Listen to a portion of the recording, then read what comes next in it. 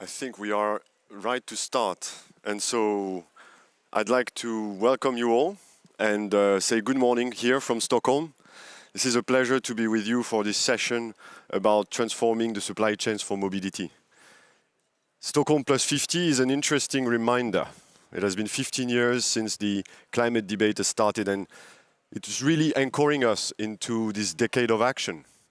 Therefore, it is important to convene today to discuss about how can we accelerate this transformation. Companies and leading companies around the globe have already committed to take action and address the climate imperatives, the regeneration of nature, and tackling inequality. Yet at the World Business Council for Sustainable Development, we believe that this needs to be followed by a complete transformation of value chains. And it is essential to consider how these value chains need to be transformed. So how can we transform them? What are the enablers of transformation? What level of collaboration is required? These questions are going to be tackled today. It's a pleasure for me to be moderating this session. I am Thomas Deloison, the leader of the mobility workstream at the World Business Council. And I have the pleasure to have with me remarkable speakers with who we are going to unpack some of these questions today. We will have around 1 hour, during which two remarkable speakers will first give us the keynote and the kind of tone we need to hear to start to unpack some of the themes that are required to consider when it comes to the transformation of the mobility value chains towards sustainability. So without further ado, let me welcome the two first keynote speakers. I am extremely pleased to invite Mr. Bertrand Piccard, who is the founder and the chairman of the Solar Impulse Foundation, and Mr. Stuart Templar, who is the director of global sustainability at Volvo Cars. Gentlemen, please.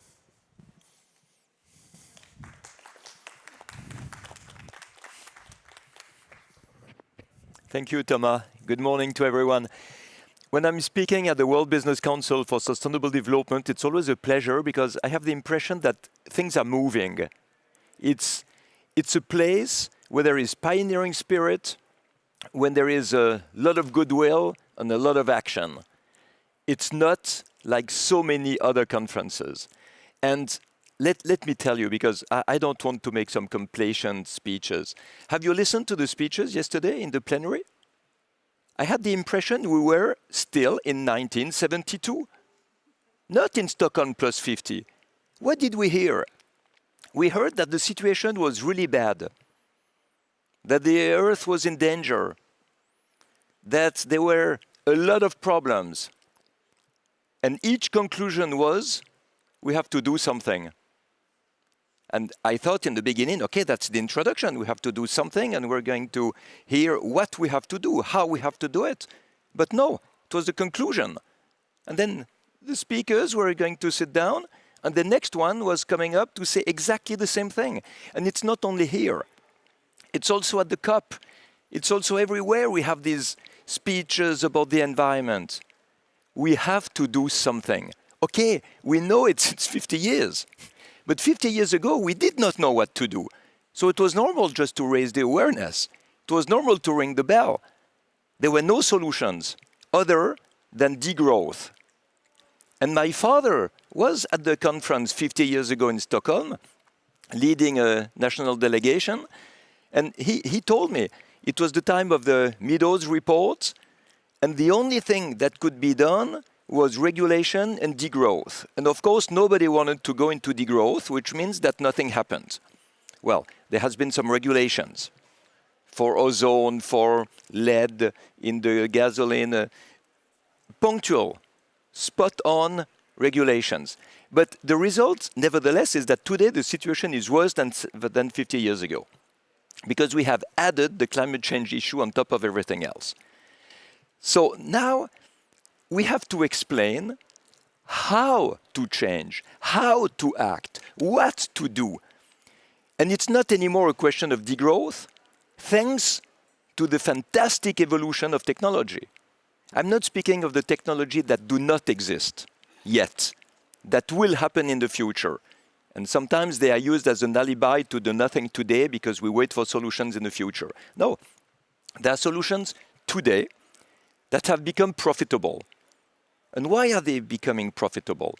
It's not only because of the scientists, it's also because of the business world. The business world has understood that they had to participate into this movement.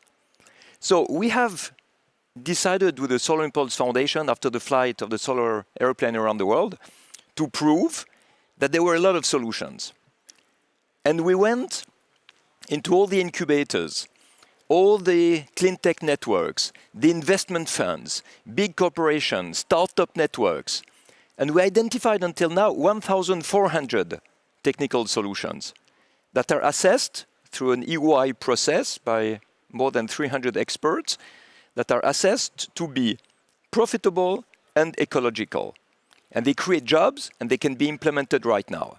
So this is exactly the type of solutions we need to go into this mobility value chain. But not only mobility, for everything. For water, for sources of energy, for construction, for waste management, for circular economy, for industry, for agriculture. Today, if you would implement all the solutions existing, what would we have? We would have so much energy efficiency everywhere that renewable energies would be enough. And this is really important because you hear all the time the opponents of clean energy saying it will never be enough. We cannot reach the supply. And we have a good example now with the rupture of the chain with the energy from Russia and Ukraine. What is the first reaction? Where can we find elsewhere the gas and the oil we don't get from Russia? Instead of saying exactly the opposite, how can we save enough energy by being finally energy efficient in order to cope with less supply? But we don't do that. And nevertheless, 3/4 of the energy that is produced in the world is lost because of the bad efficiency of all the infrastructures we still have. So energy efficiency would be so valuable, so efficient that we could reduce the amount of energy that we produce and renewables would be enough. Then the construction. We can use in a circular economy the waste that we are throwing in the landfills today. In terms of using the demolition waste to mix with the concrete, add some cement that is CO2 free, new engineering techniques to use less material, and you have CO2 free constructions. For the living in these constructions, you have now all you need with insulation, with domotic, with microgrids to be CO2 neutral when you live in your building, in your office. Waste management.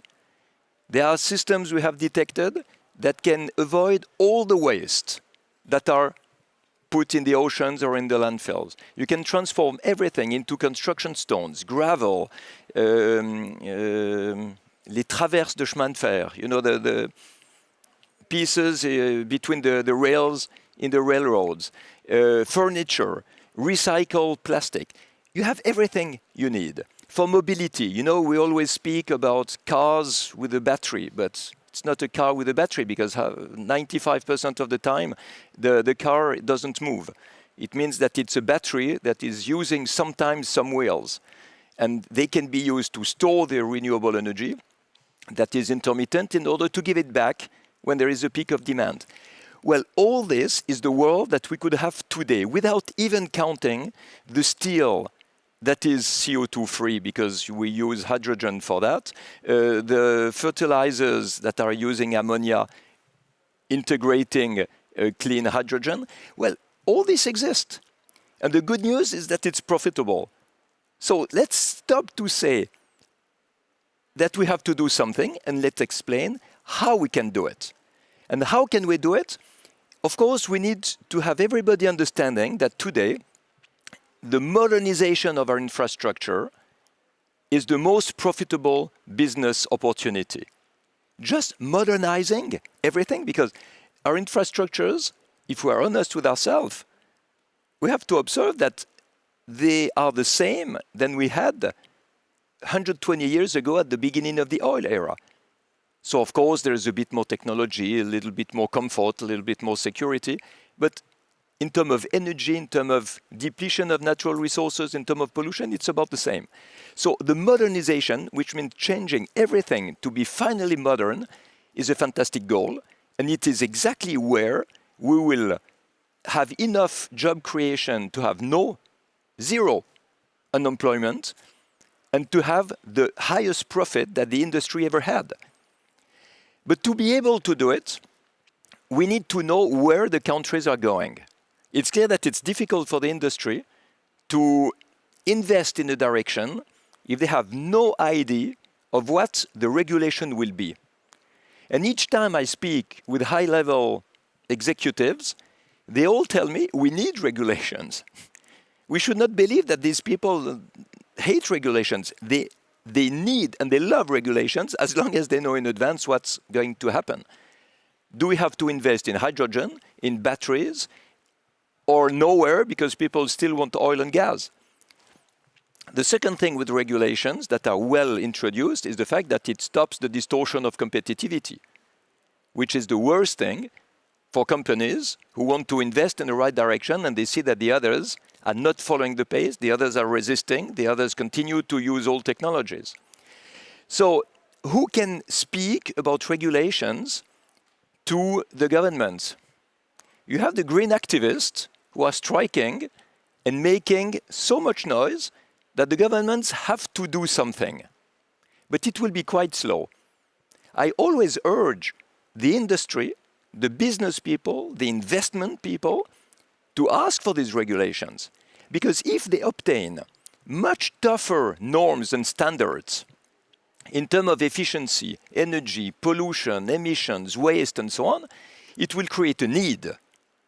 And this need will pull the innovation on the market. It will take all these solutions, which are usually in startups, to make them grow and bring the products we need to all the consumers who are desperately waiting to get this product available. So we see that this is, I believe, the type of language we need to use. I'm not exhaustive here. I'm just showing that there are a lot of paths to follow, a lot of ways to make things happen, a lot of solutions that we have to change the narrative. It's not anymore a big problem that is difficult to solve. It's a fantastic opportunity where all the solutions are available to reach a much better situation. So you can add all the other ways to do it, all the other methodologies, all the other how, but we can replace the question mark by the exclamation mark. And I think it's much more positive and it will be much more inspiring for the people to do something and succeed in this incredible challenge. Thank you very much.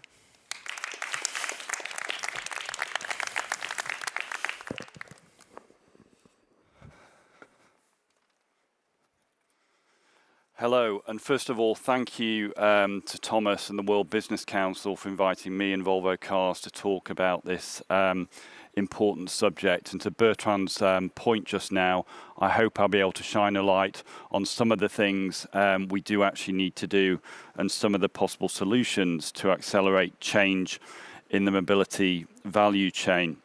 So there is no doubt that the transport sector must play a leading role in the transition to a cleaner net zero future, not least because simply we are part of the problem. According to the latest UN IPCC report, road transport is responsible for around 16% of annual global CO2 emissions. In addition, our traditional fossil fuel vehicles contribute to levels of urban air pollution which the WHO has called a global public health emergency. So we also need to be part of the solution. And the Paris-aligned solution is clear, as set out by the UN. All global passenger vehicle sales need to be zero emission in leading markets by 2035 and globally by 2040. And Volvo Cars is happy to lead our industry's transformation with our plan to be a fully electric company by 2030, without conditions, without caveats. However, electrification itself does not come without significant sustainability-related and sustainable development challenges. Zero tailpipe emission vehicles alone are not the silver bullet to addressing the industry's climate impact. And our own life cycle analyses of our fully electric vehicles have revealed that their production emissions are 70% greater than for the equivalent internal combustion engine vehicle, mainly due to the carbon intensity of steel and battery production. Meanwhile, the vehicle's lifetime carbon impact can be reduced by over a third if it is charged with renewable electricity rather than electricity from the European energy mix. We need to decarbonise across the value chain to realise the true climate potential of electric vehicles. And then demand on valuable finite materials will also increase significantly with electrification. For example, the IEA has predicted that demand for lithium will increase by 40 times by 2040, and with cobalt by 25 times. So the extraction of these and other raw materials must be minimised, not least to protect biodiversity and reduce supply chain emissions. Furthermore, the social impacts of the electric transition could be profound, not only in terms of the potential mass reskilling of workers, but also in terms of the impact on workers' labour rights, particularly in high-risk countries within the battery supply chain. The transition must be just. So how do we accelerate the decarbonisation of the industry whilst ensuring it is both fair and respectful of planetary boundaries? Firstly, collaboration and leadership are key in driving real change. At COP26, Volvo signed the Glasgow Declaration on zero-emission vehicles. This sent a strong message of multi-stakeholder commitment in reaching the 2035 and 2040 goals. We work within Drive Sustainability, a cross-industry organisation coordinated by an NGO to improve responsible sourcing. Finally, early this week, we became the first OEM to join the climate group's Steel Zero initiative, joining a cross-sector coalition to stimulate supply of low and net zero steel by signalling end-user demand. And we are already working with SSAB to develop fossil fuel-free steel for use in our cars and the broader automotive sector. My industry has a responsibility to drive positive change throughout the value chain. On that point, it's worth noting that Volvo was unfortunately one of only 2 manufacturers recently to join Transport and Environment's call on the European Parliament, the EU Parliament and Member States to end ICE sales within the EU by 2035. The industry needs to do more to live up to its green commitments, and that includes backing science-based regulation and legislation. To Bertrand's point, it's not just worth, waiting for the legislation. The industry has to push for it as well. Be proactive rather than reactive. And simply, business has as much responsibility to lead policymakers as policymakers do to lead business. Secondly, the circular economy needs to be embraced by both companies and the regulators to decouple commercial growth from environmental and social impact. On the industry side, that means designing for circularity, minimizing waste and maximizing material value and retention, including through component remanufacture, reuse and recycling. In addition, developing circular business models such as car sharing companies. On the regulatory side, that means clear frameworks and regulation to embed circular principles across mobility value chains, including battery management. In short, the industry needs to ensure that our minds in the future are the cars that we've already built. Thirdly, increasing transparency and sharing of data will breed trust, accountability, and focused action across the value chain. This includes data on emissions, material intensity, and mitigation of social risks. Even with our own suppliers, we have sometimes struggled to obtain accurate data, particularly around recycled content. For example, there is no global standard on measuring the life cycle carbon impact of a vehicle to help consumers make informed decisions about the relative environmental impact of different products. For our part, and in the absence of this global standard, we've published the LCAs on our fully electric vehicles so consumers will at least have some understanding of their carbon impact. Transparency in the supply chain will also help identify and mitigate social impacts. We now use blockchain technology within our cobalt supply chain to increase this transparency and are expanding it to other materials like nickel and lithium. This is coupled with risk-based audits and monitoring of conditions at the mine level. End users need to take responsibility for the social impacts across their value chain and be willing to take tough action on suppliers who are not willing to do the same. The transition to electrification will also impact the job market within the industry and its supply chain. In this regard, the support outlined in the EU's Green Deal is welcome. However, the transition will also, of course, provide new opportunities.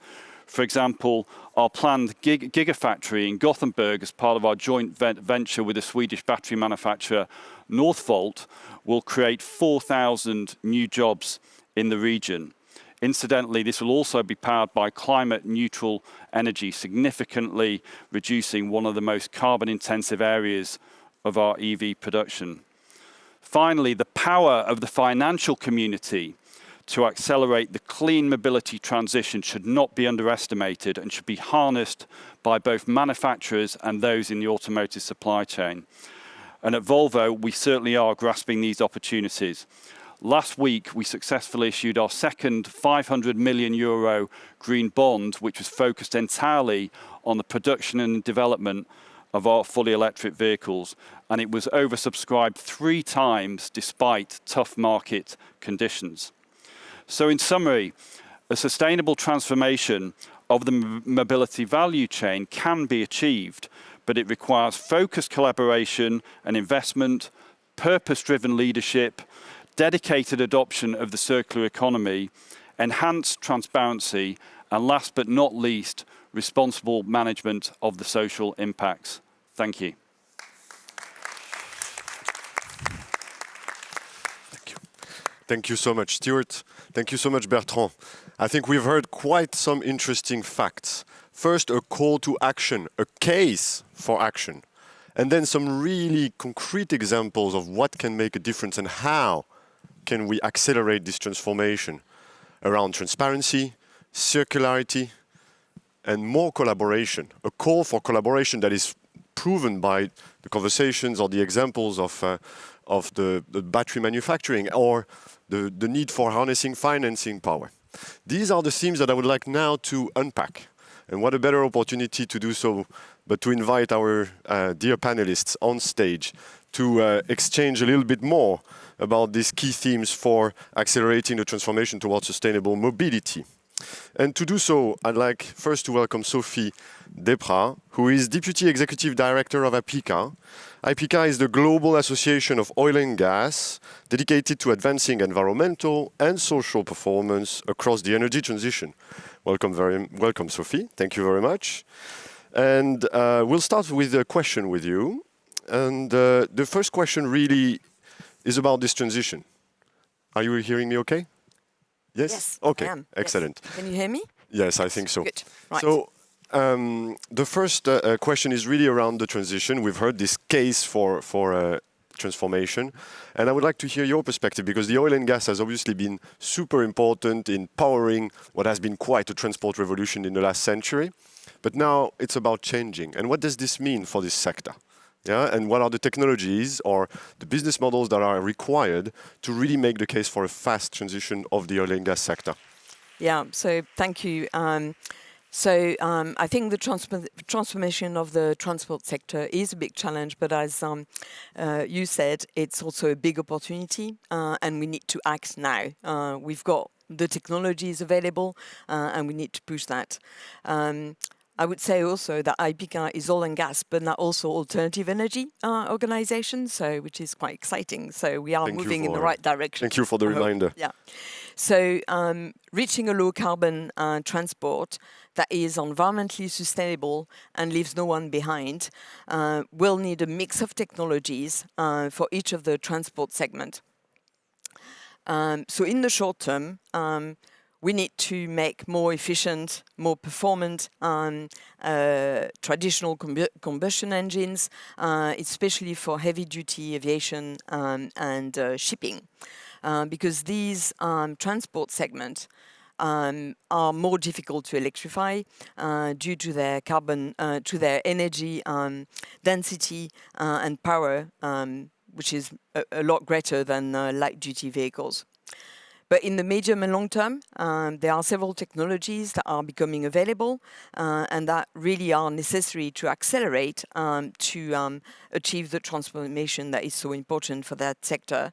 And that include battery technologies, biofuels, advanced fuels like synthetic or e-fuels, hydrogen, that was mentioned several times today, and also the changes in the mobility system.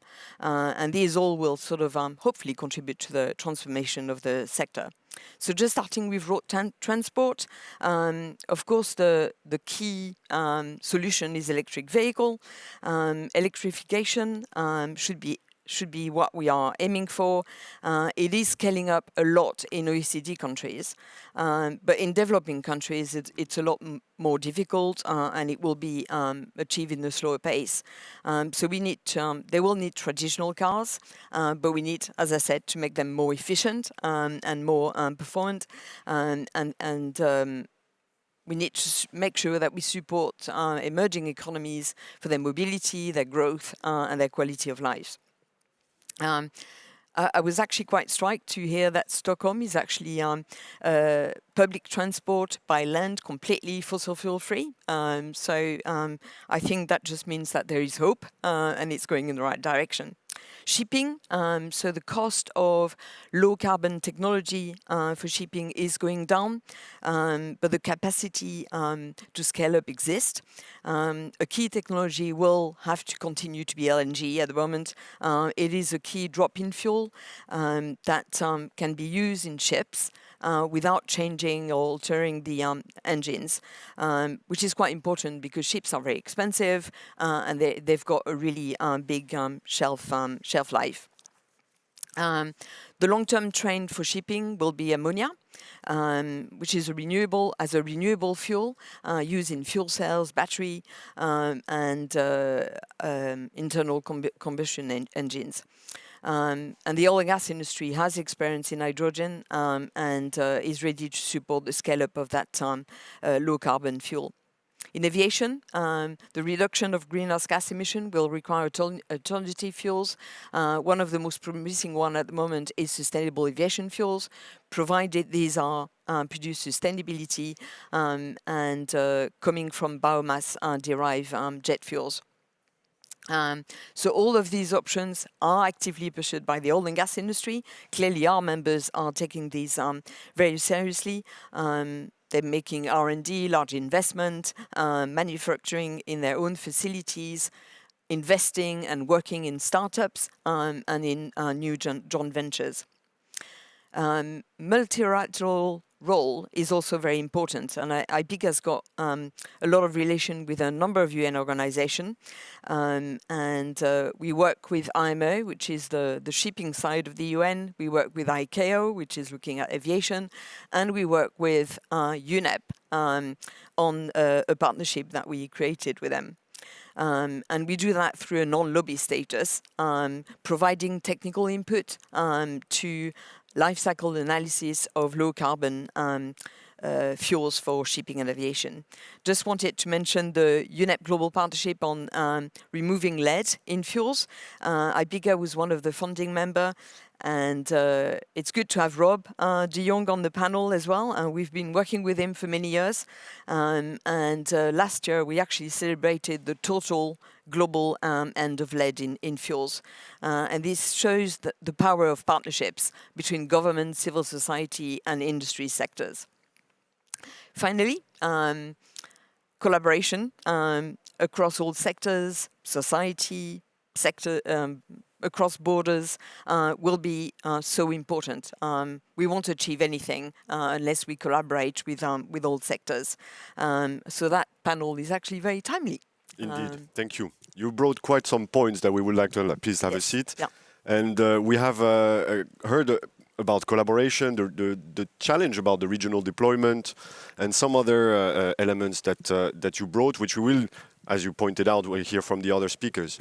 But I now like to look a little bit at the upstream, the supply chains, which obviously is a little bit complicated or more obscure for so many of us. And looking upstream, I'd like to welcome our second panelist, Christina Freiborg, who is the Executive Vice President and Head of Sustainability of SSAB. Welcome, and thank you for being with us.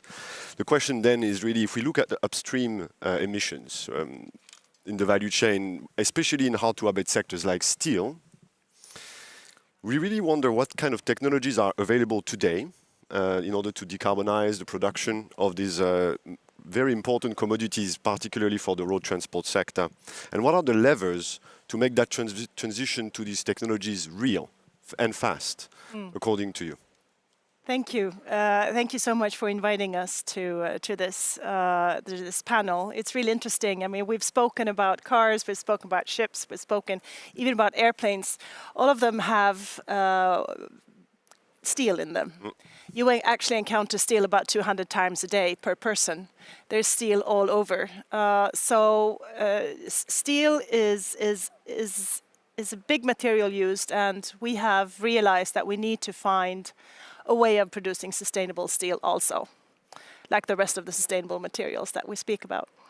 We've spoken a lot about circularity here. Circularity is very important also for steel. We do, at SSAB, we are a Nordic steel company.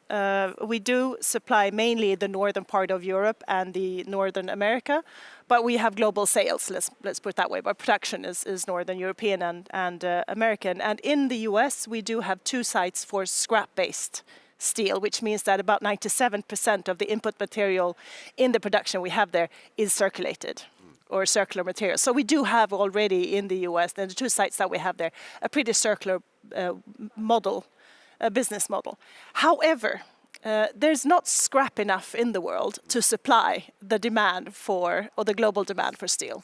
Even in 2050, we think that about 50% of the steel demand will be able to be met by scrap, which means that we still have 50% that we need to produce from iron ore-based steel. And we do have 2 production countries, Finland and Sweden, where we do produce steel from iron ore. Only us at SSAB account for 10% of Sweden's CO2 emissions and 7% of Finland's. So we are actually a pretty big crook when it comes to CO2 emissions. Yeah. And we have realized that even if we move to scrap, the only thing that will happen, considering what I just said about the steel demand, is to move the problem somewhere else. Yeah. Because we will take that pot of steel and just someone else will produce it from iron ore. So we realized that we need to find a way to produce steel in a more sustainable way. And that's why we, together with 2 partners, our iron ore supplier and our electricity supplier, Vattenfall and LKAB, who's our mining company, we created a partnership called Hybrid. Where we will, in the blast furnaces, which is where you reduce the iron ore, taking out the oxygen, we will replace the energy that we put in today, which is coal, coking coal, with hydrogen again, same thing. And the byproduct, instead of having CO2, we will have water as a byproduct. So, and that will give us a fossil-free sponge iron, which we will put into a electric arc furnace, and thereby have sort of fossil-free, fossil emission-free steel. Amazing. But the partnership says that the energy, the electricity that we put in has to be fossil-free, and the iron ore also has to be mined in a fossil-free way. And then we are now looking at, Stuart mentioned our collaboration with Volvo Cars. We are now adding our customer side to this. And just a few days ago, we were very happy to see that another one of our customers, Volvo Group, was able to deliver a ready-made mining machine, to their customers. So we now have a sort of a 5-step value chain perspective in the fossil-free steel. So we're very happy about this, and it's been a very, very fast development of this, and we are so proud of this. Actually, I have to say, I am at least. It's actually a very good example of how collaboration can bring profit. I mean, back to the points that we heard in the keynote. It's time to invest, and smartly you brought the entire value chain to transform and to use what you've been investing in as a technology and the products that are fossil-free. Absolutely. To be very honest, I don't think anyone can do this by themselves. I think we do have to partner up, because we need to find the right partners at the right time and sort of dare to take a few risks and just do it, basically. Indeed. And this value chain approach, the idea of selling a product down to other customers is basically bringing me to talk about the transparency of it. How do you actually monitor the carbon content of the steel that is being produced and then sold and then used? And in the case of circularity, for example, how can you ensure that the steel that you're using as scrap is, what's the level of the carbon content of that steel? I think the idea of finding a way to better measure this, particularly for steel, because 50% is going to be required to be coming from scrap, is very important. How do you plan to do this? It is difficult, and for now our focus is really on producing from virgin material, because that's where we have the biggest outlet of CO2 emissions. So that's where we'll have the biggest impact. But you're absolutely right that the life cycle analysis will have to be cradle to cradle and not just cradle to gate. And hopefully, by what we're doing now, is to put more fossil-free steel, i.e. later scrap, on the market, which means that we will increase.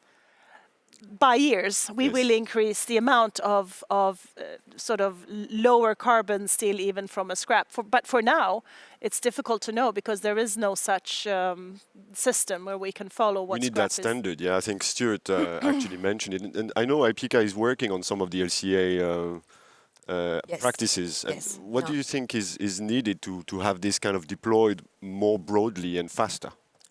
So yeah, it's I mean the value chain, and of course the oil and gas industry has a huge and complex value chain that intersects with a lot of sectors, so it's really important that we look at the circularity of the value chain. So to be honest, so we just about 3-4 years ago, we established a supply chain work stream, which is very active, producing guidance, technical support to our members, and it's moving into circularity. And it is quite difficult for our members to actually grasp this.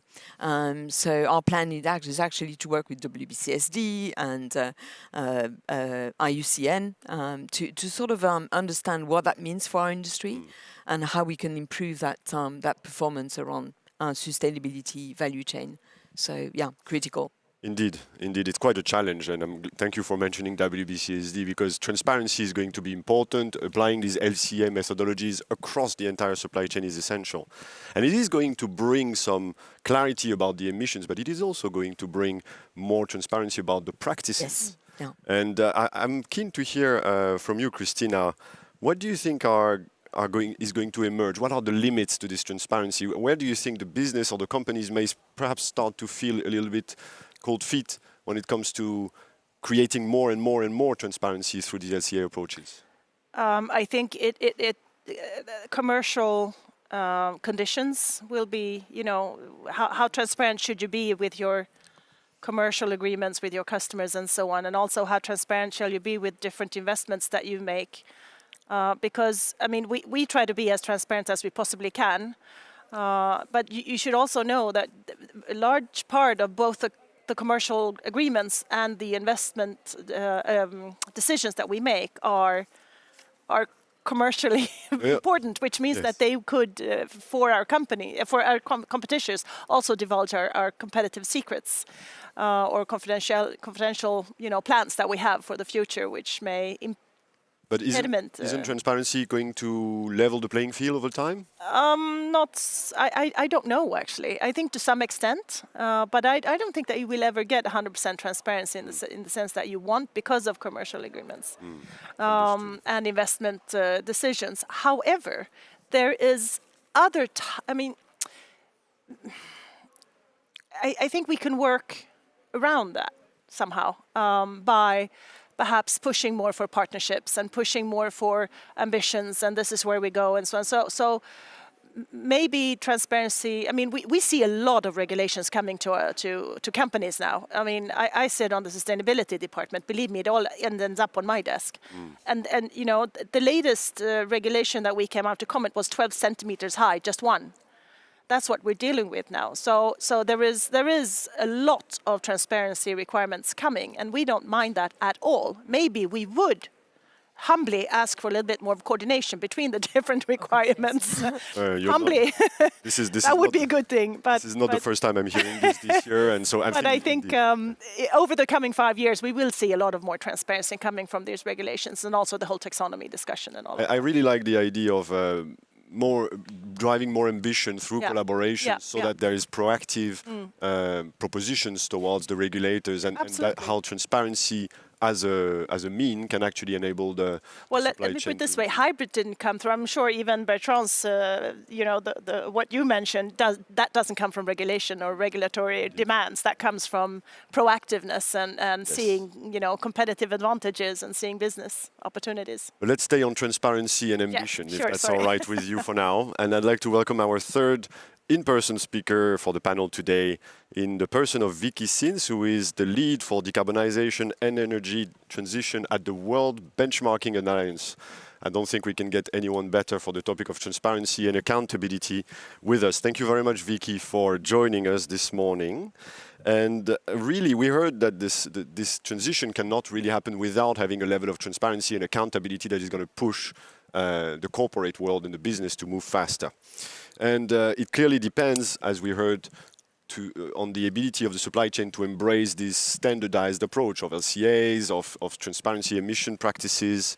And what can you share, because I know you're quite active in that space, about the state of the transition towards sustainability in the road transport sector? I always read with a lot of attention your reports. Can you please paint a little bit the picture for us about where do you think this is right now, and what would company need in the road transport sector to really move faster? Yeah, thank you, and thank you for the question, and thank you all for also sharing all the insights that I heard just now, because indeed I think the role of the private sector and accountability for the private sector is absolutely key, and I think for that, in order for that to happen, we do need further transparency and further insights on how companies are doing. If we look at the road transport sector, we've looked at the 30 most influential automotive manufacturers around the globe, and influence is determined not only by size, but also position in the supply chain, right? With influence comes responsibility, that's what we say. And we've assessed these companies on their trajectory on a 1.5 degree pathway. So how are they living up to the commitments and the target setting, and then also assessing the performance against the targets that these companies have set. And I think overall it's quite clear that we've looked at these companies in 2019, and then we've looked again at these companies last year. We published the results in November, and we do see improvement. So I also definitely want to see, and mention that the encouragement there.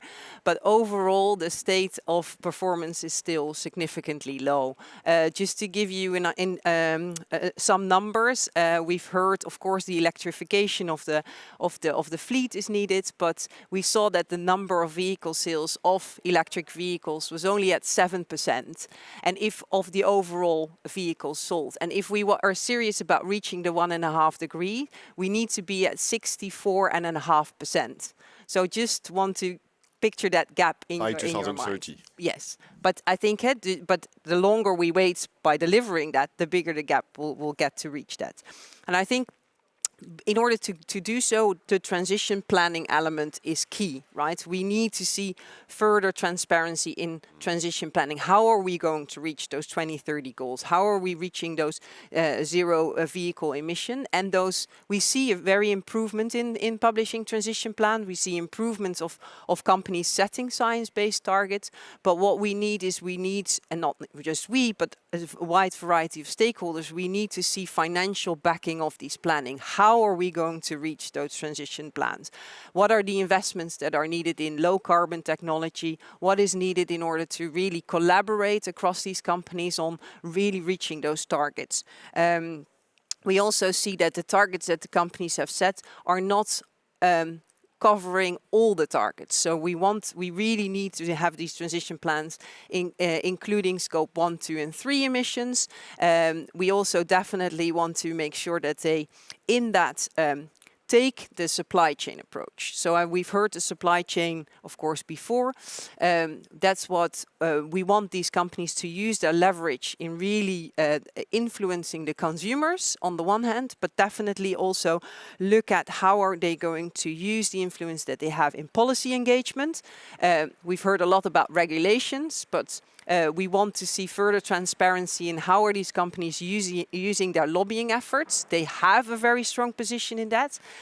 Be transparent around that. Be transparent around how are they going to lobby in favor of regulation, because that's what they in the end will support a low carbon transition. And then I think on the last point, and it was mentioned by Stuart as well, this transition, it can only work if it's a transition that leaves no one behind, right? We definitely need to integrate the social elements into the transition planning. That means the assessments on the impact of workers, on communities, include that in your transition planning. And we've assessed these companies across 3 sectors, the oil and gas sectors, electric utility sectors and the automotive transport sector. And the automotive sector is the lowest performing in this area. So we definitely encourage to set targets on human rights due diligence. We know that there's regulation coming in Europe, but we want this to be done in the full supply chain. Thank you. Thank you very much. Because that point about embracing everyone, having this transition to be inclusive, not just in the supply chain, but making sure that the products and the services are available in all countries where this will matter, is of essence. And I cannot have a better transition to move to perhaps the first part of our online panel. Of course, you please continue to jump in and react to some of the elements of comments that will be brought. So as we equip ourselves to hear a little bit more from our online speaker from UNEP, Rob de Jong, who is the head of the mobility unit at UNEP. Thank you very much, Rob, for being with us online, and welcome to the panel. We heard a lot about the importance of addressing all segments of transport in all countries and the necessity for this transition to be inclusive. If we want it to be as fast as possible, the 64% of light-duty vehicle target that Vicky mentioned cannot be achieved if we don't consider this to happen in all countries. So how to adapt what essentially seems to be a global transition that is outlined around technology, finance, and these big concepts to the local needs?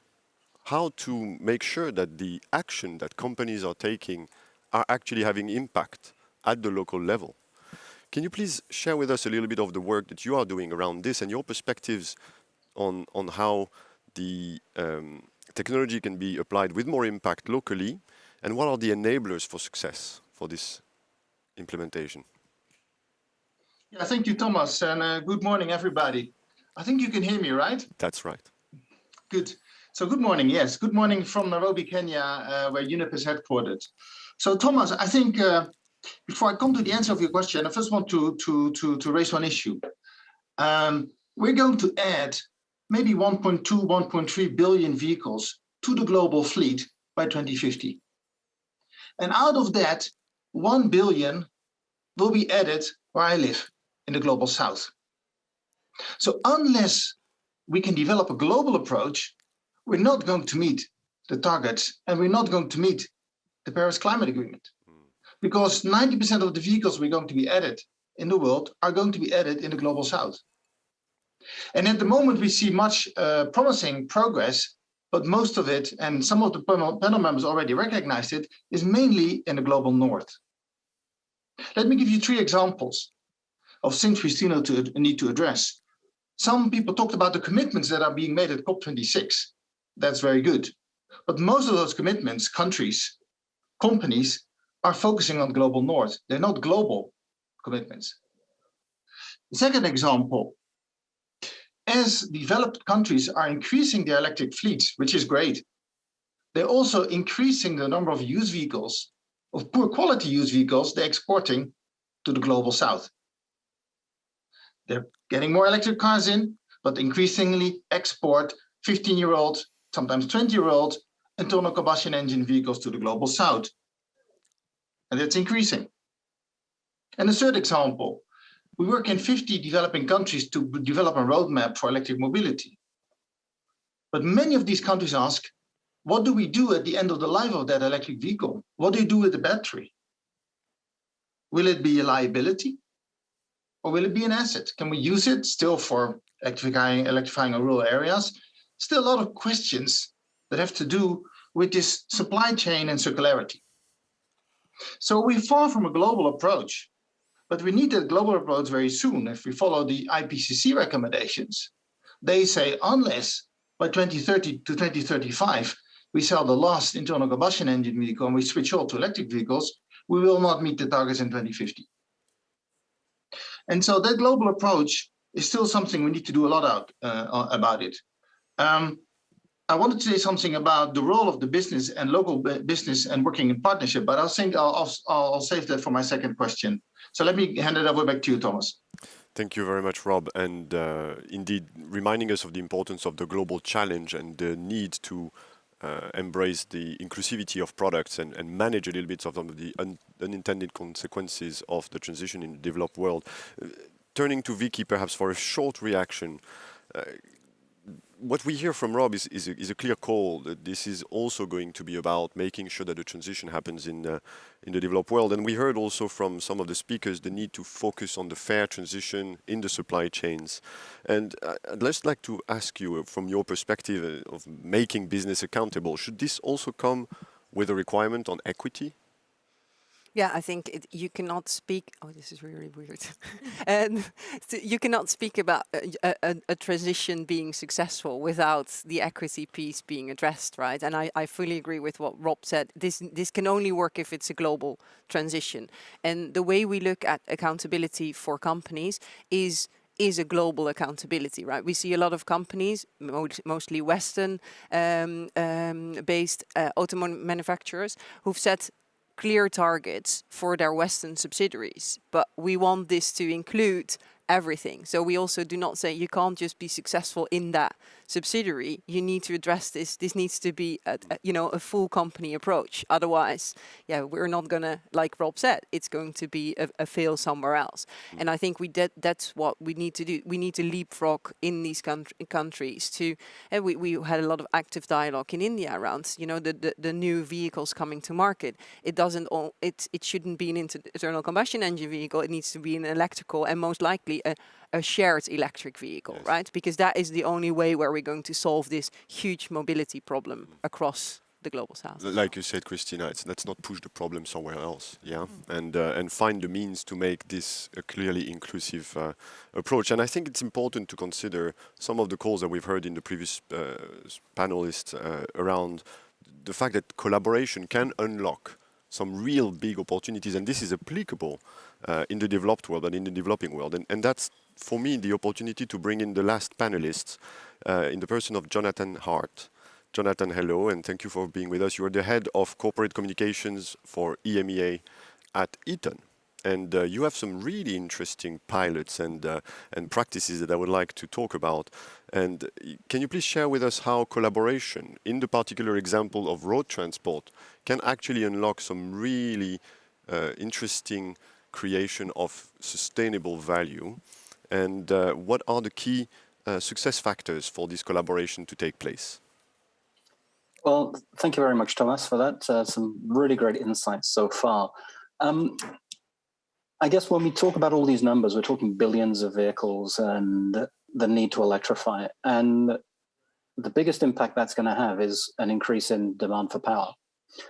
And so one of the biggest challenges there is to think about this in terms of power productivity. How do we make sure that we're able to supply power to all of these different vehicles that are out there when they're needed, wherever they happen to be at the right time, without now doubling, tripling the requirement that we have in terms of infrastructure, capacity, and requirements? So what we're seeing is, and I'll kind of challenge you a bit there, Thomas, I'm talking about pilots. Again, with Bertrand, I think we are in the art of the real right now. This isn't pilots. This isn't maybe, possibly. Technology exists today.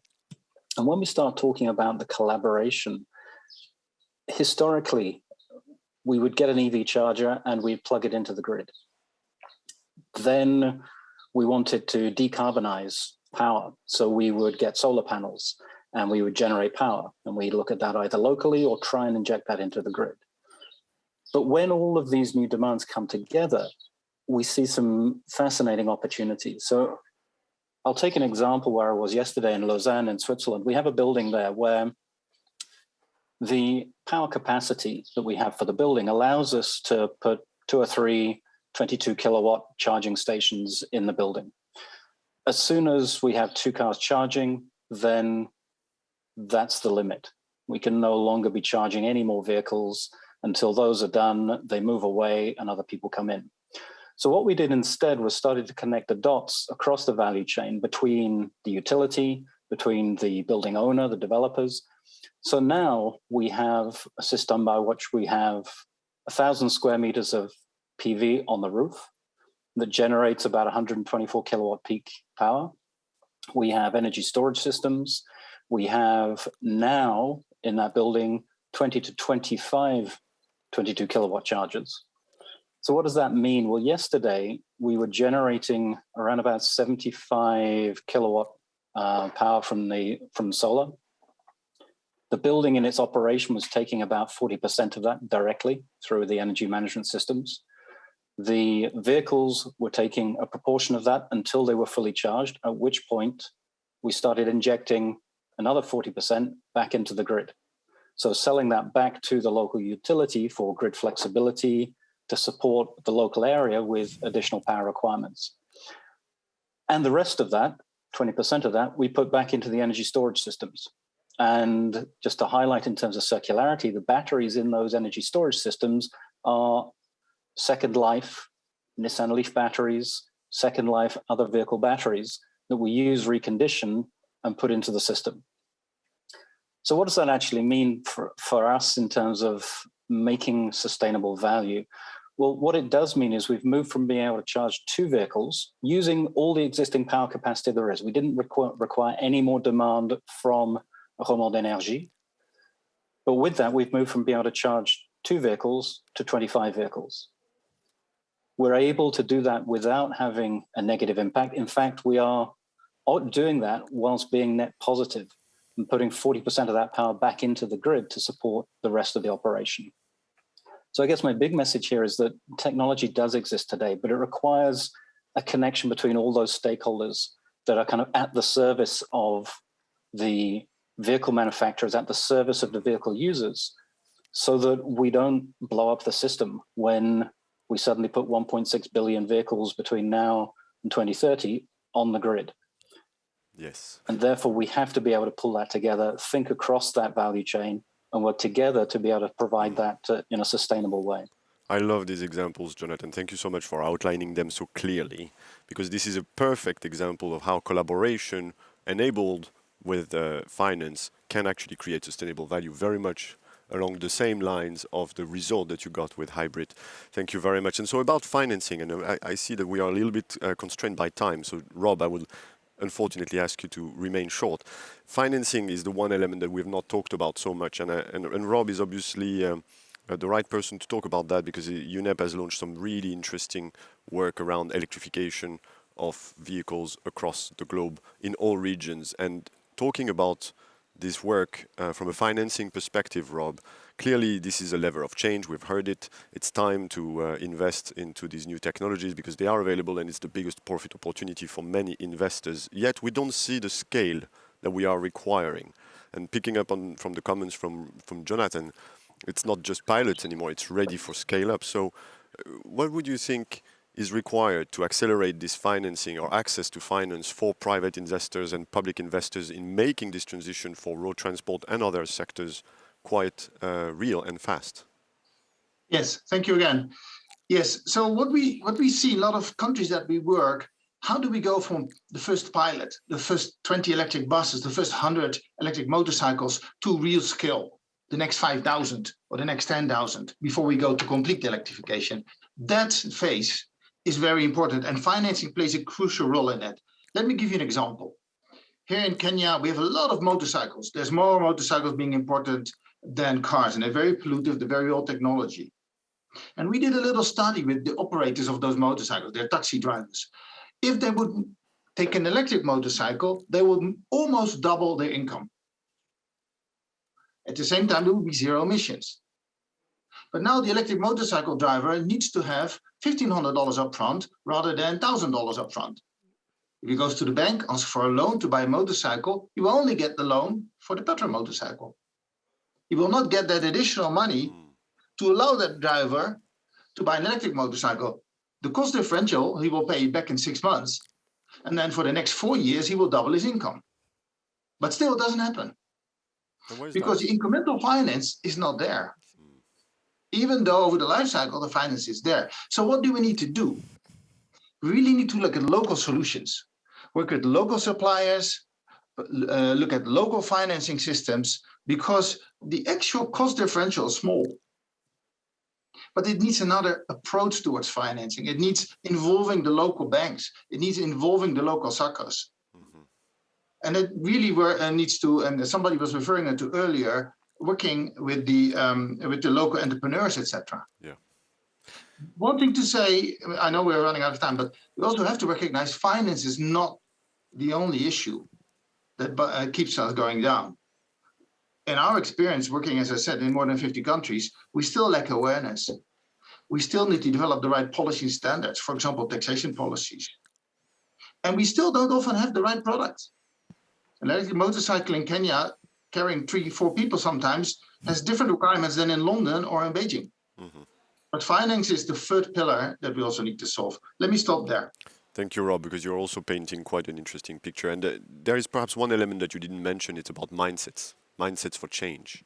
And the private sector, we have here some champions and also online that are really leading the way around how to enable this transformation. And the last comment really I would like to hear from you, Jonathan, is about this mindset change that is required for the private sector. And what needs to be changed in the way the private sector collaborates with each other. And perhaps this is something you can also comment on, Christina, with the experience that you have with hybrid, and anyone, by the way, who wants to come in for a final comment. But Jonathan, starting with you, what does the private sector need to change in the way it engages into these collaborative platforms so that the transformation happens faster? Well, I guess there's two big areas. One is that business actually needs to be understood and brought to the table. If you look at the outcome of COP26, one big group of people that weren't really involved and agreed to be involved post COP26 was business. There was a lot of noise from youth and from NGO and a discussion between government and NGO to move forward. But it needs to bring all of those stakeholders together to really set the right direction and actually look at what's feasible, not what might happen, what could happen, but what's actually practically feasible. And that really then links into where business can collaborate more effectively. As you said, when we start to connect the OEMs to the utilities, to the built environment, and to all the players in between, we start to think very differently. I mean, another great example we're putting in place in construction is people are using, and construction companies are now using energy storage in the construction phase of a building, because it means they don't have to ask for as much capacity from the utility. So they're designing and thinking about that future in a way that requires, and the demand comes in the operation of the building. So they're using technology to be able to minimize their impact right up front, knowing that that construction company will never operate the building, but they're doing it because they know downstream somebody's got to pay the bill. And so thinking about it in a way that really looks at the value for everybody within that makes it a much more a return that becomes much more viable for businesses to take that step and move forward. Shared value ambitions. Shared value around the ambitions. Christina, a last word on this one, because you probably also experienced that as part of the hybrid. Indeed, and I can only concur to what Jonathan said. It was wise. I think we should also, or more, how should I put it? We need to work together, as I said before, not only just between companies, but also between governments and non-governmental organizations and other parts of the society, to see that we're here for a common good. And speaking of what Rob said here about the, I'm just explaining the business mind a little bit. You know, you mentioned the motorcycles. Immediately in my head, I want to go down to Kenya and open a bank only for them. You see, that's how a business mind works, because they see opportunities, and that's also something that we should encourage, where governments can support. I mean, why doesn't the government bank support that? I mean, for example. So we need to work together in that way. Interesting question for another panel. Thank you for this very positive input at the back end of this session. Thank you very much, all panelists here in Stockholm and online, for your contribution. This time to close, I've been asked to close a couple of times already. We are late, unfortunately, because it was extremely insightful. We heard about accountability, the need for transparency. Let's not forget that. We heard about the absolute need to consider circularity as a way forward and create value opportunities, sustainable value opportunities out of collaboration around these themes, enabled by finance, enabled by Minds and Change. This is where we stop today, unfortunately, but the conversation continues here and online, of course. Thank you so much to all the participants, and have a great Friday. Thank you. Thank you.